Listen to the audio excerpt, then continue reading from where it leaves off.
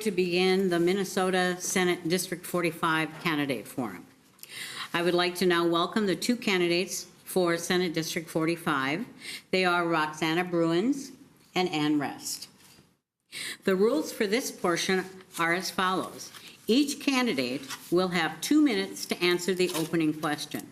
A league member will act as a timer and will show the time cards at 15 seconds and stop. And there are your signs. Please finish your sentence quickly when you see the stop sign. Check to make sure that I think you both can see those signs.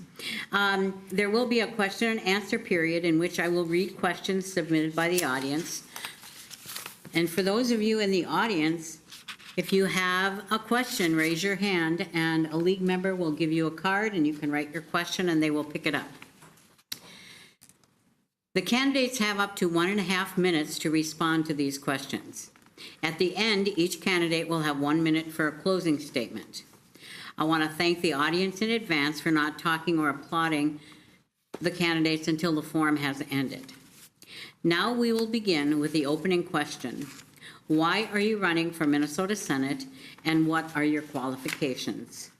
The first speaker will be Ms. Bruins, who drew the card to speak first. We will then alternate order of speakers. Thank you. First, I want to say thank you to Ann Rest. She's been in the legislative a total of combined 32 years, and I applaud that. As someone who has grown up in Golden Valley at Glenwood Hills, which is no longer there, and someone who is married and bringing up a family of 6 children in Crystal, Minnesota, I have a dear passion for this community, and I have seen it change, so much so that when I left for my military service, I came back because I knew that I know Minnesota is a great place to live and to raise a family. Can everybody hear me? Okay.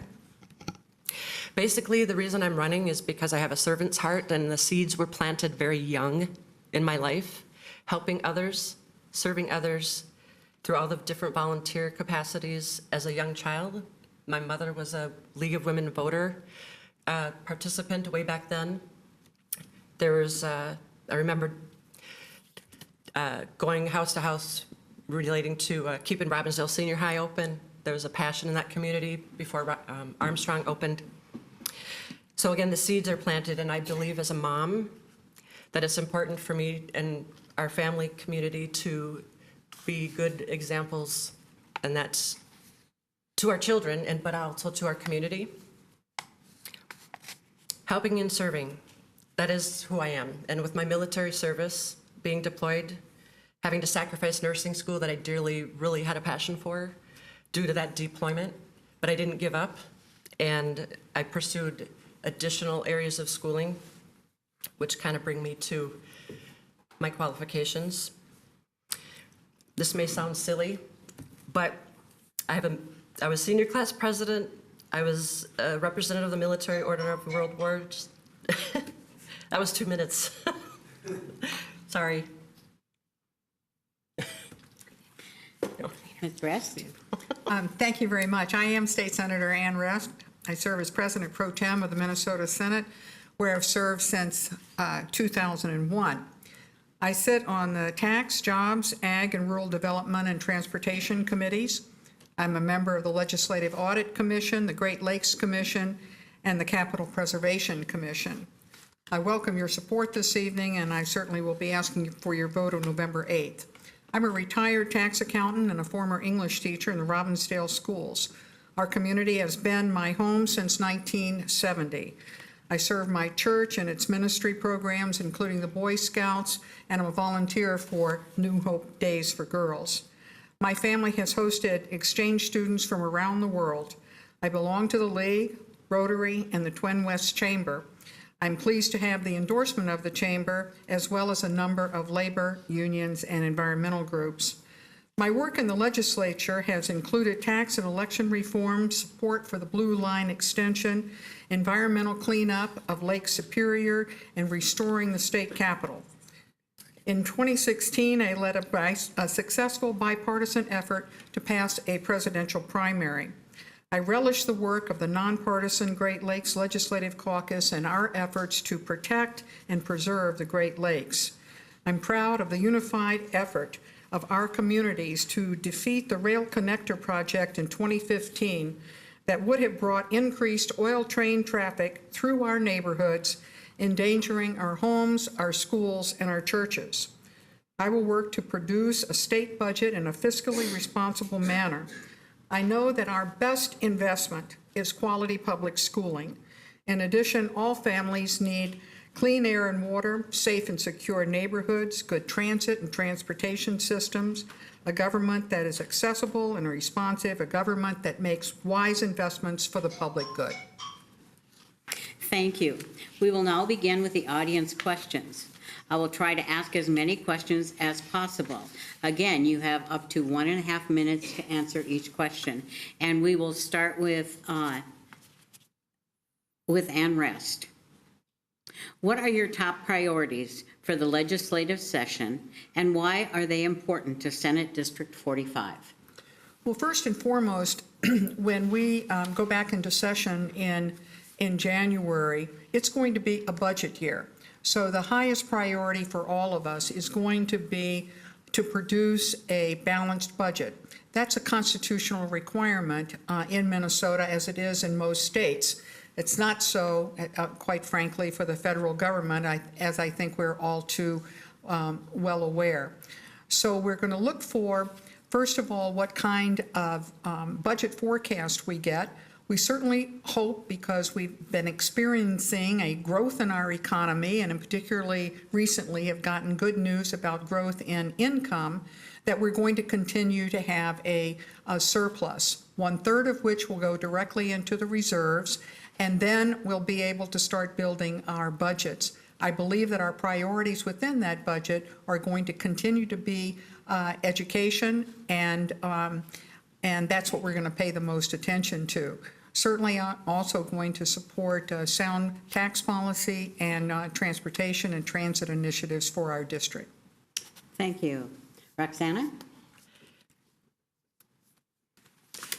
I would like to say that I don't have as much verbiage as Ms. Rest, so I apologize for that. My primary concerns: safety, protection, it's basic human needs. I don't know necessarily how I can do that as an individual, but working together everyone achieves more. I feel like the qualifications that I didn't necessarily get into will help me bring a collaborative effort in communicating, bringing integrity and respectful conversations and collaboration with problem solving. That's important to me, to be respectful and considering the constituents and what they view is important, not necessarily me in my direct position. Education is huge to me. I value it. I've worked in the schools. I have children in the schools, and I challenge everyone to go and shadow their children or their grandchildren, whether they're in 281 or not. It's something that you may be surprised that you see and observe.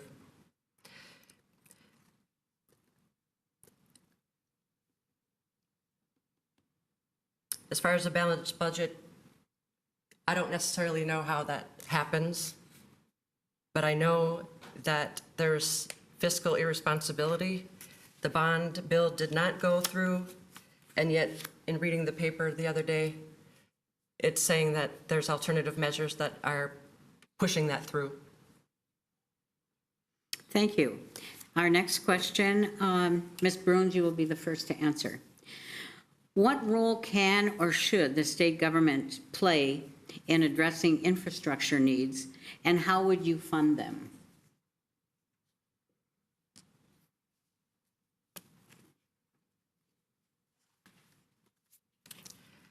I believe that the cities and the communities that have the choice to elect the individuals to lead their communities need to, we as constituents need to trust those that we elect into office and also participate in the meetings and have their voices heard. Again, I'm not familiar with policy and how those policies are made, but I can be certain that I would be asking questions, hard questions, because it's important to be informed when making decisions. Looking at the past and evaluating it and whether it's been effective or not, collaborating and being fiscally responsible when all possible. Sometimes we have to make hard cuts to meet priorities. Thank you. Ms. Rest. Thank you very much. When we talk about infrastructure, I think we need to turn our focus on the needs of our universities and colleges, public colleges, for supporting building programs there. That's what we usually talk about as infrastructure, so that we can continue to provide a high-quality higher education experience for Minnesota students. And then secondly, I think we talk about infrastructure when we talk about roads and bridges. And those are some of the what's turned out to be the more controversial discussions in the Minnesota legislature. Roads and bridges, transportation needs, which we experience every single day, I think, and when we get in our cars and try and drive somewhere, there's no place you can go that you're not experiencing construction congestion. But it's fairly important that we continue to fund those projects, and they're long-term. And that's why we bond for them, rather than put them on a credit card. And we will continue to do that. And of course, we're also interested in the metropolitan area and making sure we have a great transit system.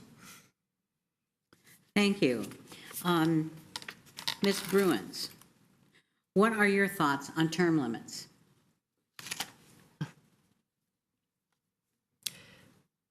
My thoughts on term limits is that that would be a good choice. Our president has 8 years term limit, and I think that that would be fair so that the checks and balance remain strong. That's all I have to say. Mr. S. Thank you. I believe that term limits are determined by the voters at the ballot box. Every single time that we go before the voters, they're deciding whether our terms are going to be limited in that election. Minnesota has, I think, experienced a lot of turnover in the House and the Senate. There's always fresh people coming, but then there is also the continuity of those of us who have been there and can provide experience. In those states that have arbitrary term limits, they've come to regret them because they lose so much in the quality people that have served in their legislature. So the ballot box is a good enough term limit decider for me. Let the voters decide. Thank you. And this is for you also. What is your position on the Blue Line extension of light rail, and how do you think it should be funded? Well, I am the author of a funding proposal in the Senate to fund the Blue Line extension, the LRT that would go really almost all the way through my district, starting in Minneapolis, but then coming through Golden Valley, going through Robbinsdale, Crystal, and then up to Brooklyn Park. I don't think any of us are particularly pleased with the funding mechanism that was devised just recently to pay for the Southwest LRT. I think what needs to happen is to allow the metropolitan area, if we want to tax ourselves with a sales tax to pay for our transit. We wouldn't ask for any dollars from the state, and that includes our friends in greater Minnesota. If that's what the metropolitan area residents and my constituents want, and they certainly indicated to me over and over again, then I think that's how we should go forward. And it's a long-term solution for a long-term benefit. Thank you. Ms. Bruins? In the last 4 months, I've been meeting with residents in all of the communities that encompass District 45. And the overwhelming majority that I'm meeting and talking with are not happy with it going into our community. And they're concerned that there is a great amount of money and funds being spent or allocated for this project, that the question is, how come other projects, one, aren't being finished or funded, specifically perhaps mandated items that are supposed to be, that the shortage is for, such as education, and they're upset. And I don't necessarily have the answers. All I know is that they are upset, and the ones that I have talked to mostly do not want it in this community, and they don't want to be paying for it. They want other programs supported so that there isn't borrowing going on, and their property taxes aren't going up, and the sales taxes aren't going up. The overwhelming majority are saying they've had enough. Thank you. And Ms. Bruins, this is for you also. What is your solution to reducing traffic congestion on Minnesota state highways?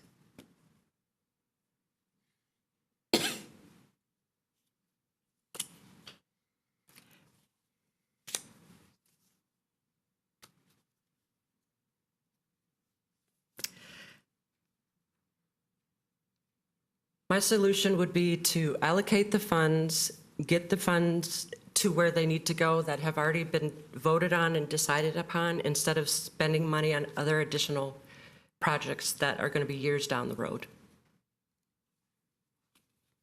Ms. Rest? Thank you. Our traffic congestion issues have been plaguing Minnesota for many years because we do not have a comprehensive transportation and transit system, primarily in terms of our concerns in the metropolitan area. The roads and bridges are funded constitutionally by the gas tax. You can't use the gas tax for anything other than roads and bridges. Some people don't realize that, but the Constitution says that. We have a few other dedicated sources of funds, but we ought to be able to provide a system, a transportation system in the metropolitan area, not only for people to be able to get to work, but also to get goods to market. Coming in from the northwest corner of 94 and 494, you ought to be able to get through down to 94 going into Wisconsin, and it shouldn't have to take an owner of a business who's hired a truck an hour and a half to do that. And that's why we have been expanding lanes. That's why we've been investing in the MinPass system to indeed reduce congestion. It's not very pleasant while the construction is going on, but the benefits, I think we're all going to enjoy and be grateful for. Thank you. And you get the next question as well. Please comment on the governor's preschool education initiative, its future, and whether schools within District 45 are benefiting from any of these dollars. Well, I certainly think the answer to the last part of that is absolutely yes. We are committed to in 281, I think the superintendent, the school board, to providing a quality school experience for our children and grandchildren. The issue of the pre-K program, the 4-year-old program, we're really trying to get kids ready to learn in a school setting, and being reading proficient by either the 2nd or 3rd grade.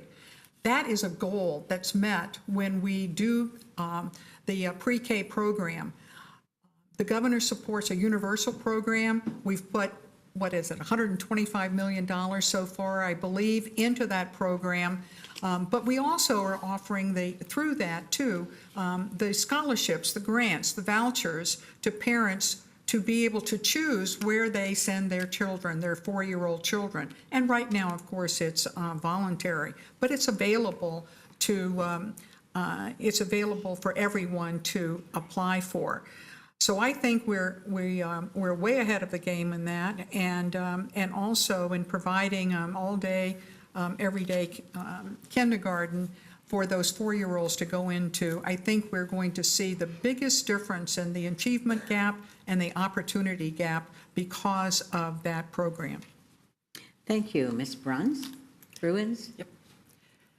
I agree with Senator Ress that it's a valuable move, and I can speak from experience. When I lived in Georgia years ago, they have a program that it was preschool and all-day kindergarten that was covered and paid for and available if families chose it. And then when I moved back here to Minnesota, that wasn't in existence. So preschool costs a lot of money when you pay privately, and so to have it fully funded is a wonderful choice that's going to benefit. And I know of several families already that are reaping the benefits of that. And it's education is by far extremely important, and so I support it fully. And they are our future moving forward, whether it's as families or businesses, and it's going to help propel them into a much more successful school journey.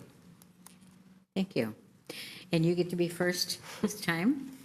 What are your plans to reform the Minnesota state-run health insurance exchange, also known as MNsure?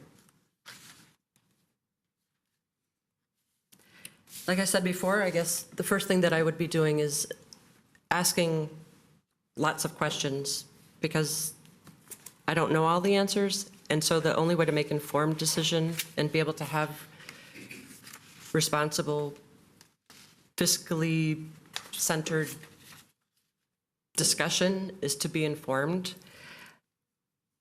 Again, another topic where individuals that I'm talking with door to door, they're confused, it's complicated, and they're preferring simplicity of choices, a narrowing, with our aging community, and they don't understand why their healthcare costs are so expensive. I don't even understand it. And so a person can read all of these forms and the bills and the wording. I don't think the MNsure is the answer. Thank you. Ms. Rest? Well, thank you. Well, I think it's important for us to understand that MNsure is the marketplace. MNsure itself is not an insurance company. It's a place you go in order to purchase insurance. And it has a variety of avenues to get to that, the purchase of that insurance. But keeping in mind that most people in Minnesota have health insurance through their employer or through some sort of state program. What we really need to be worried about, in my mind, is the high cost of health care. And Ms. Bruins touched on one of the factors on that, and that's an aging population. Minnesota has one of the highest costs for health care in the country. There are a lot of reasons for that. One is indeed our aging population. Second is drugs, the cost of drugs and prescriptions. We've seen all the exposés on the EpiPens, for example. Unnecessary care is a high cost factor, and also hidden subsidies and cost shifting. That's what we need to tackle. MNsure is the marketplace. It's not where you get the insurance. It's not the insurance premiums or the insurance companies themselves. Thank you. The next question, Ms. Rest. A budget surplus is projected for the next biennium. How do you believe the surplus should be handled? First and foremost, in the forecast that comes out this fall, if indeed there is a surplus, and we don't know that yet, we hope there will be. We hope that Minnesota's economy is growing faster than what we had thought it would be last February. If that continues to be the case, if we have that kind of growth beyond expectations, then indeed we will have a surplus. 1/3 of it goes into the reserves. In doing that, since 2014, I think it was a Senate initiative by Senator Rod Skoy. We have built up a reserve of close to $2 billion. And what we've done with that is to restore our AAA bond rating. That's one of the factors that the bond houses looked at, so that when we do go to build buildings, we get the best interest rates available. Beyond that, it is a negotiated discussion over where funding should go. Ms. Bruins mentioned how important education is to her. It certainly is to me and my family, and that probably is going to be the major priority. But we're also going to look at the funding in healthcare, in long-term care, in transportation, and transit. Thank you. Ms. Bruins? A budget surplus is projected for the next biennium. How do you believe the surplus should be handled? Again, I refer to going out door knocking and talking with individuals in all of the communities. They would like to see a dividend come to them, and I support that if at all possible. Again, I'm going to reference the fact that I lived in Georgia for a few years, and they had a surplus, and they did indeed send out credit checks, and people had more money in their pocket that they could put groceries on the table, or help to fix a vehicle that needed fixing. And I believe with all of us contributing to that piece of revenue that comes into Minnesota, that we would benefit and enjoy getting some of it back. Thank you. And you're up first on this one. Do you support the current structure of the Metropolitan Council, or do you feel it should be composed of elected representatives?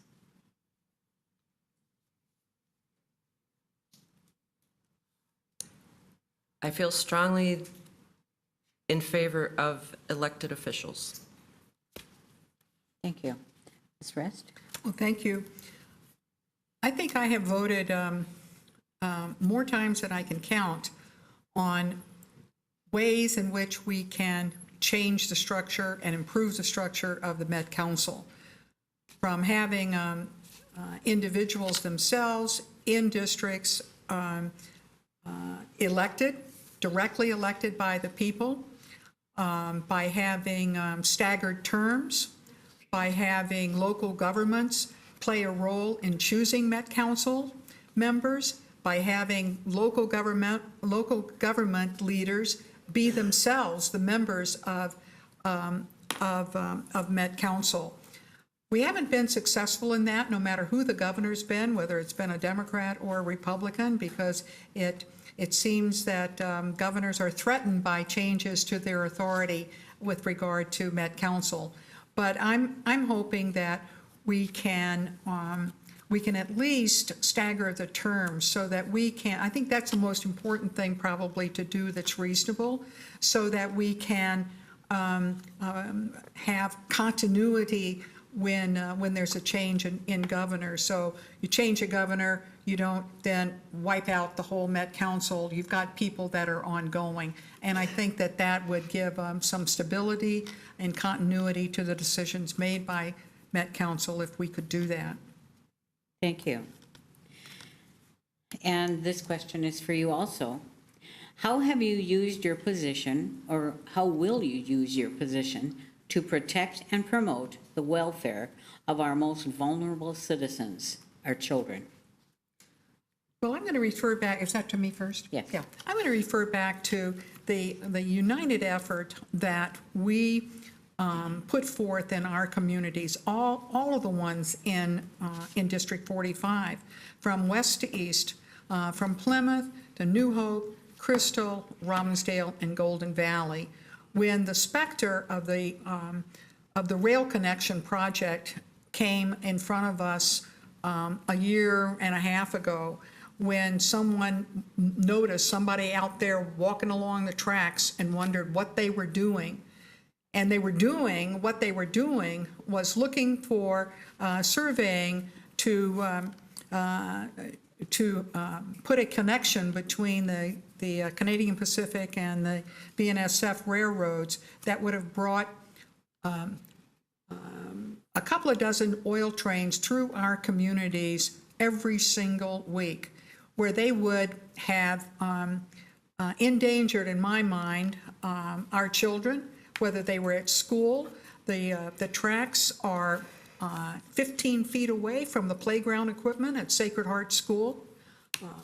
People's backyards went right up against the tracks, and working together, we stopped it. All the legislators were on board, all the city council members, and all of the Hennepin County commissioners. We were able to stop it, and I'm really, really proud of that effort of all of us. Thank you. Ms. Bruins? Can you repeat the question? Sure. How will you use your position to protect and promote the welfare of our most vulnerable citizens, our children? Another dear place in my heart, children. They are our most wonderful and valued asset. And I believe that from conception to natural death, it is our responsibility to protect them and anyone that does not have a voice, whether they are not able to speak, whether they have a disability, whether they're elderly, whether they are hospitalized in a coma. I believe it is our duty to protect them and stand by them. And I desire the opportunity to be a voice for that population that I dearly love. As a mental health practitioner that's worked with families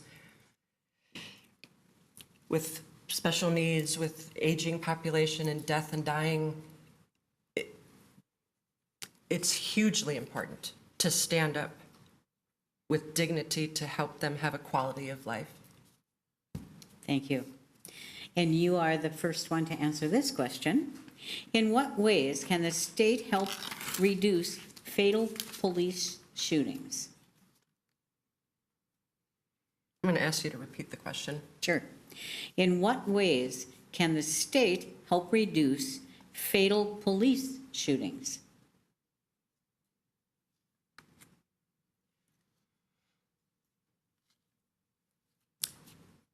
I believe in the concept of relationships, not just one-on-one relationships.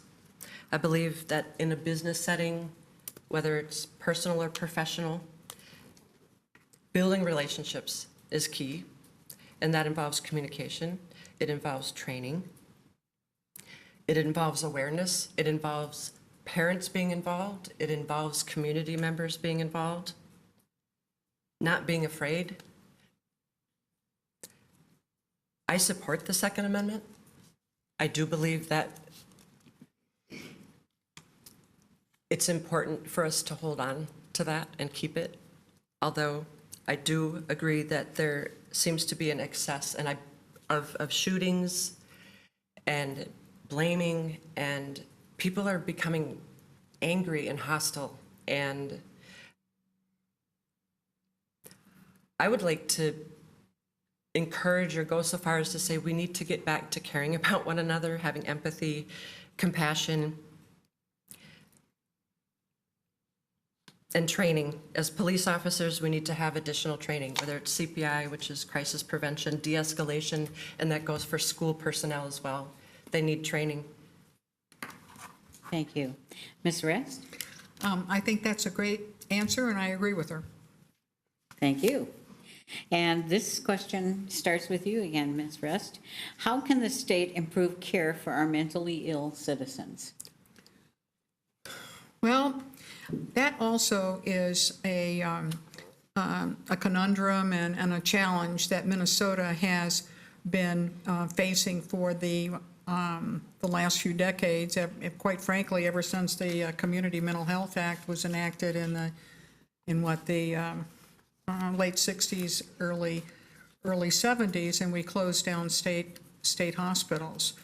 What concerns me most about the state of mental health care in Minnesota is that for our young people, we really don't have the adequate resources at this point to deal with young teenagers who are depressed, who are suicidal, who are dealing with mental illness. And then beyond that, I think one of the other most vulnerable populations have been our returning service people who have been deployed in the Middle East.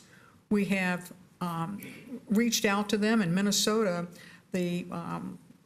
In our area, the Quad Cities Beyond the Yellow Ribbon efforts to reach out to servicemen's and women's families to reintegrate them into civilian life, I think is really, really important. And we need the funding, we need the training for police officers, as Ms. Bruin said, as well as facilities. Thank you. I don't need you to repeat that question. Pardon me? I don't need you to repeat the question. Okay. How do I feel the state can help with mental health? As someone who's worked in the field since 1997 and even been impacted within our own family life, I believe it's important for early intervention. And I know that Minnesota is fairly strong in providing mental health services in the schools. There's a stigma with mental health even yet, and I think it's going to improve as we help the public become aware that mental illness doesn't mean that we have axe murderers and I mean, it's going on, but mental illness doesn't equal violence. And so I think we all have this understanding or lack of understanding about what mental illness is, and I think the public needs to be taught and made aware. Mental health for veterans, no one. Is anybody a veteran here who's been to war and come back? Okay, so the transition is huge. No one that isn't, if you're a civilian and you've never been in the military, you have no idea what it's like to come back and try to acclimate again. It's its own world. There's a camaraderie, and we need to develop a program or keep building the program that it does exist and is growing, but it's not enough yet because there's so many troops coming back that are wounded, their marriages are falling apart, the children are affected. Thank you. And this question is for you again, Ms. Bruins. What do you think are the top 2 legislative challenges for 2017 to reach critical objectives of the governor and state legislature?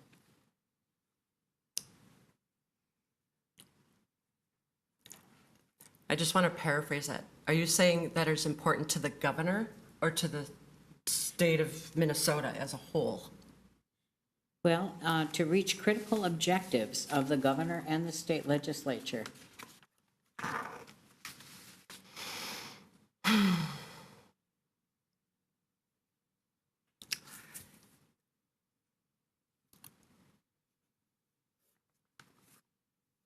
I would say that the predominant priority, the top two priorities would be protection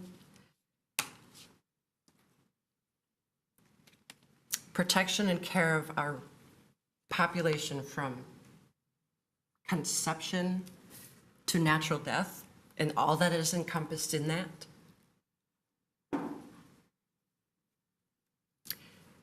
And safety, which ties into an umbrellas over respect for authority, respect for parents, respect for our laws, respect for our law enforcement, and bring back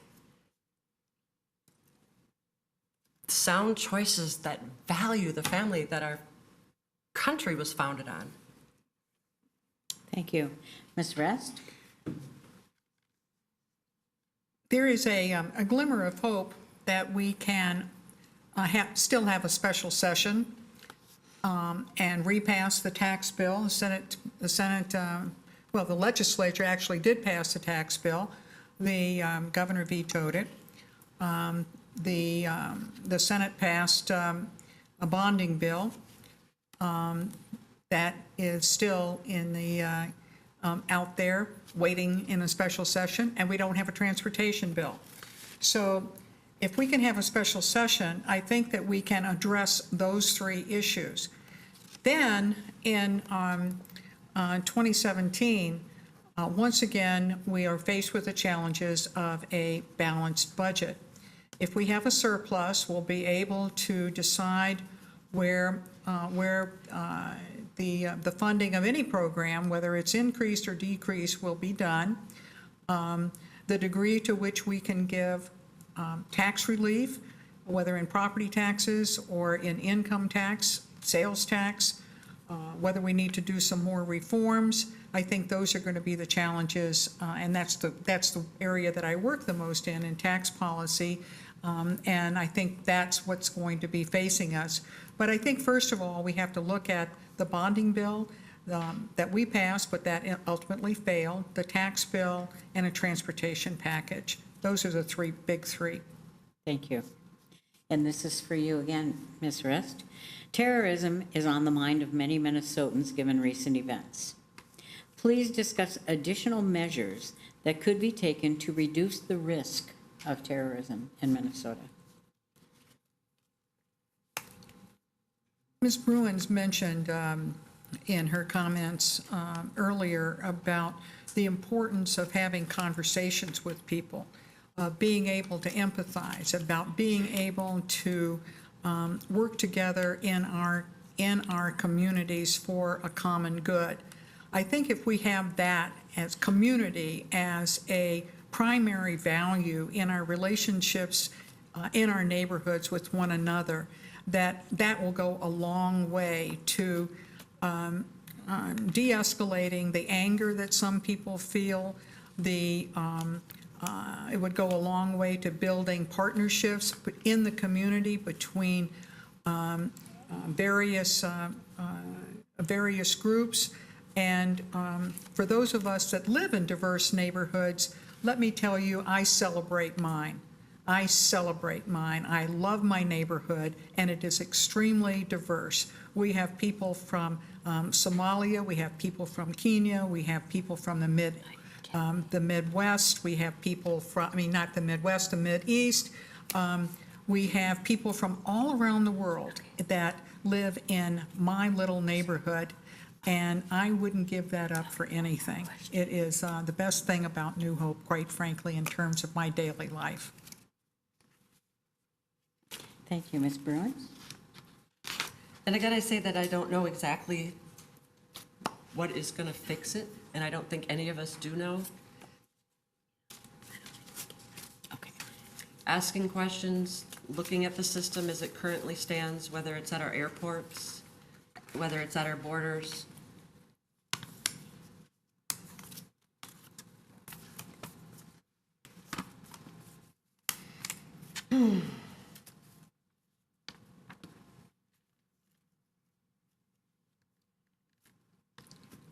I echo a lot of what Mrs. Rest says, Senator Rest, because we're basically turning into a community of fear. I mean, my family and I, we helped some stranger last night get to where they needed to go. I was petrified. But our heart said, when you have somebody that needs your help, do it anyway. And terrorism is going to take us over, and we're going to give in to it. And so I believe as strong communities, strong law enforcement, reforms on the entry, you know, when my history goes back to the Mayflower. I mean, all of us in some way does. But there was a process for coming over and going through, and there was a value. They wanted to be here. Let's bring it back. Let's help people acclimate and be proud Americans instead of making them feel unwanted. And I mean or them, because there's so many cultures and diverse populations that don't feel like they belong. Thank you. It's now time for the closing statements. If you have questions that were not asked, please talk with the candidates after the forum. The candidate that drew the card to speak first for the closing statement is Ms. Bruins. Tell me when you're going to start that clock.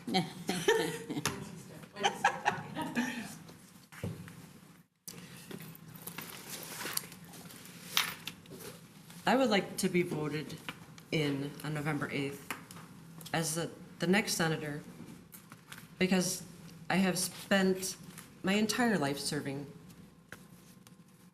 and I desire an opportunity to serve just as Ms. Rest has. I believe that all of my experience as a mom, as a veteran, as someone who's worked in schools, who's worked in mental health, who's volunteered in a variety of ways, who has protected the voiceless, that I believe that I would be a fair representation. I have survived many horrible things, and I want to just say that it's not easy, but with determination, faith, and trust, and a willingness to hear, listen, and engage, I can be a good senator for this district. Thank you. Senator Rest? Well, thank you. I did have a closing statement, but I'm actually not going to give it. What I'm going to say is that I think sometimes we take for granted this privilege and obligation to vote in our elections. And I just want to urge everyone to consider voting early. You can vote early. You can start tomorrow, September 23rd. You can go to our community city halls and vote in person. You can ask for an absentee ballot. And the reason why I think it's so important to do that now is, well, there's a couple of things, but one of them is to say no to negative campaigning that we are going to see over and over again in our communities. Now, I'm not talking about Ms. Bruins or me. We don't do that. But we do see it at other levels. And if we vote early and we let people know they're not going to be able to influence us in that way, I think they'll stop it. Thanks to the League of Women Voters for hosting this. I'm Ann Rest. Please vote for me, but please vote. Thank you. Before we applaud our candidates, Gloria Erickson will be giving closing information about replay dates, and thanks to those who have made this event possible.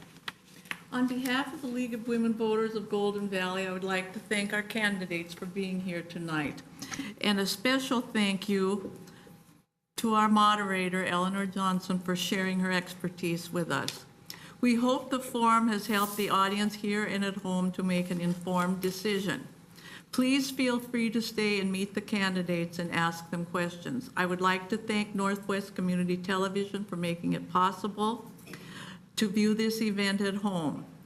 And the replay dates on Channel 12 are as follows: Sunday, September 25th, 7 a.m., Tuesday, September 27th, 10 p.m., and Saturday, October 1st, 10 a.m.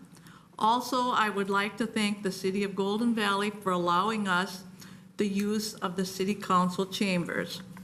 If you are interested in learning more about League of Women Voters, brochures are on the hall table, and League members would be happy to discuss League activities with you. We would be delighted to have you join us. And above all, please remember to vote November 8th. Now, I would like a warm round of applause for our candidates and our moderators.